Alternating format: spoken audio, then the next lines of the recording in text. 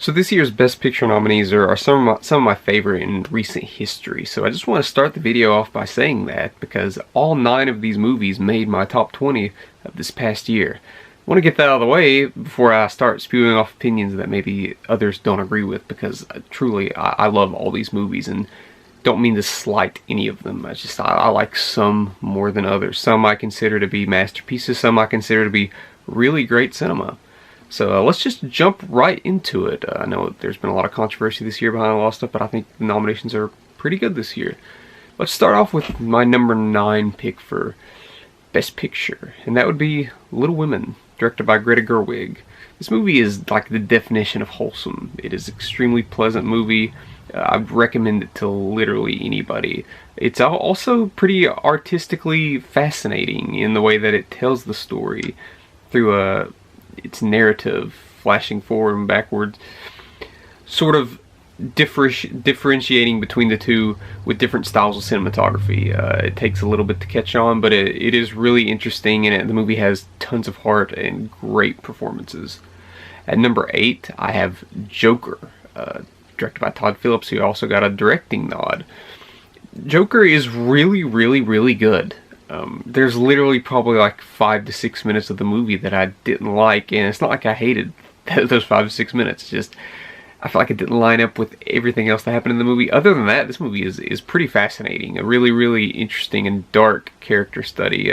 Something that we don't see a lot thrown into the mainstream, especially for a comic book movie. Joaquin Phoenix gives a groundbreaking performance, and the movie is technically pretty brilliant as far as its filmmaking and score and just overall cinematography is. It's a really interesting and dark and sad and entertaining little movie. At number 7, I have Once Upon a Time in Hollywood, directed by Quentin Tarantino. This is yet again another pretty divisive movie, just like Joker.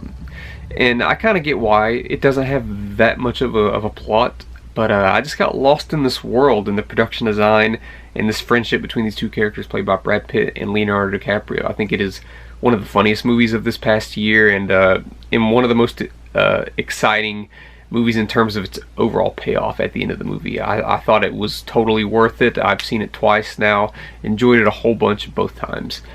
At number 6, I have Ford v Ferrari, directed by James Mangold. This movie is like completely enthralling, a total crowd pleaser, really good performances, and the thing that tipped it over for me was at the end the movie did make me slightly tear up, and I didn't actually think that was going to happen.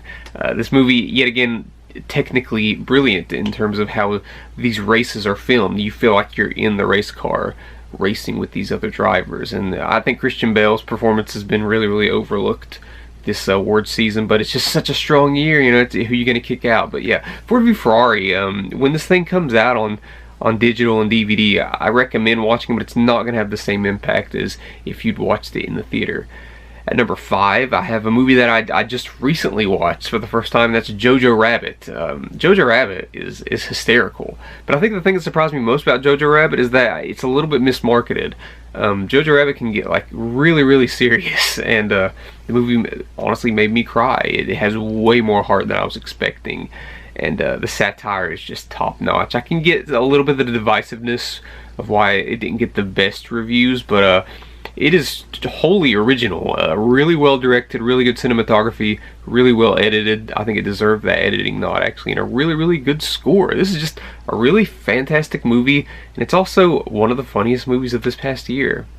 Number 4, I have Marriage Story, which is a movie that I just rewatched again the other day, and I think it affected me more on a second watch. The second time I watched it, it just like left me as a mess. And I know some people that the movie didn't affect them quite as much as it affected me, but I just got lost in these two characters, and the process of divorce is just really harsh. But I think these characters both have their reasonings for why they're doing the things that they do. I don't think anybody's the bad guy in this movie.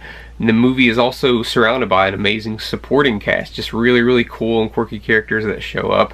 And of course, you know, Adam Driver and Scarlett Johansson gave 2 of the best performances of this year. This movie is really good, and it's accessible to anybody if you have Netflix. So I recommend like basically anybody to go watch Marriage Story.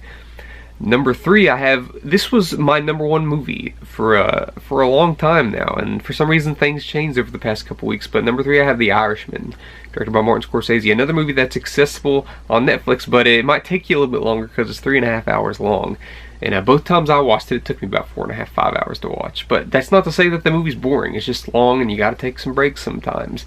This is a lifetime achievement for Martin Scorsese, one of his strongest movies of the past 20 years. I think this is a really, really fascinating movie. I think some of the stuff in terms of like its cinematography is getting a little bit too much praise when you could insert other things, but the script, acting, editing, even some of the music choices are just fantastic. This movie is a brilliant character study, and surprisingly somber towards the end. It really approaches that sort of mobster life in a different way, with a different mentality compared to something like Goodfellas. While story-wise and structurally it does align with stuff like that in Casino, I think its overall message is quite a bit different. At number 2, I have Parasite by Bong Joon-ho. Parasite, there's nothing like Parasite. Like, there's nothing like this movie.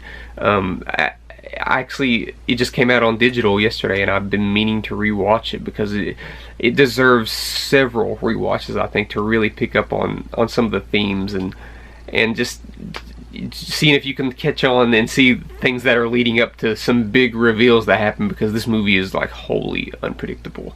I think its cinematography is being like greatly overlooked because it's a brilliantly filmed movie, and I'm glad its editing got some notoriety. But yeah, it is. There's nothing like Parasite. The only qualm to Parasite is if you don't like reading subtitles, it's going to be a bummer. But I think that's something you just gotta look past, especially for a movie that's as entertaining and surprisingly funny and like viciously dark and surprisingly violent at times as Parasite. And my number 1 is a lot of people's number 1. I just watched it in the theaters last week and cannot wait to go back and watch it. That's in 1917. This movie blew me away on a technical level. Some of the greatest cinematography I've ever seen in my life. Like brilliant, like one shot throughout the whole movie. I know the movie has edits in it, but they do a good job of covering it up. An amazing score, enthralling score that every time I go jogging, I play the score to 1917. And really, really amazing acting that I also think is being overlooked this award season. The story is pretty simple; it jumps right into it, but it's enough. It gets you going, and the movie will probably make you tear up. It can get emotional at times. It can be devastating and depressing at times. It can be surprisingly funny at times. It's such a great mix of like something like Children of Men, Saving Private Ryan, maybe something like The Revenant, and I'd even throw in like Mad Max Fury Road in terms of its technical achievement. This is one that out of all these, to watch in a theater, this is the one you need to watch in a theater, because you will regret it if you don't catch it in a theater. Yeah, let me know your ranking as well in the comment section below, and let me know what you thought about my ranking in the comment section below. Hit that subscribe button, and thank you for watching.